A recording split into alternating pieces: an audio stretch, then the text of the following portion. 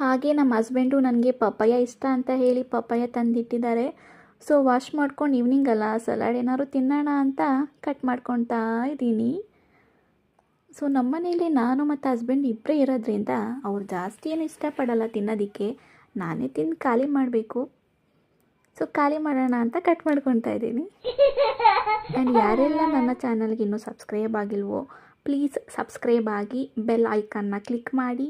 ಇನ್ನೂ ಸ್ವಲ್ಪ ಏನಾರು ಇಷ್ಟ ಆದರೆ ಲೈಕ್ ಮಾಡಿ, ಕಮೆಂಟ್ ಮಾಡಿ. ಸೊ ಕಾಫಿ ಜೊತೆ ಪಪ್ಪಾಯ ಕೂಡ ಇದೆ. ಹಾಗೆ ಟಿ ವಿ ನೋಡ್ತಾ ಸ್ವಲ್ಪ ಟೈಮ್ ಪಾಸ್ ಮಾಡ್ತಾ ಇದ್ದೀನಿ ವರ್ಕೆಲ್ಲ ಮುಗಿಸ್ಕೊಂಡು. ನಂದು ವರ್ಕ್ ಫ್ರಮ್ ಹೋಮ್ ಇರೋದ್ರಿಂದ ಸ್ವಲ್ಪ ಓಕೆ, ಏನು ಅಂತ ಪ್ರಾಬ್ಲಮ್ ಇರಲ್ಲ ವರ್ಕ್ ಬಗ್ಗೆ. ಸೊ ಹಾಗೆ ಟಿ ವಿ ನೋಡ್ತಾ ನಾನು ತಿಂತಾ ಇದ್ದಾಗೆ ಸಾಂಗ್ ಬಂತು.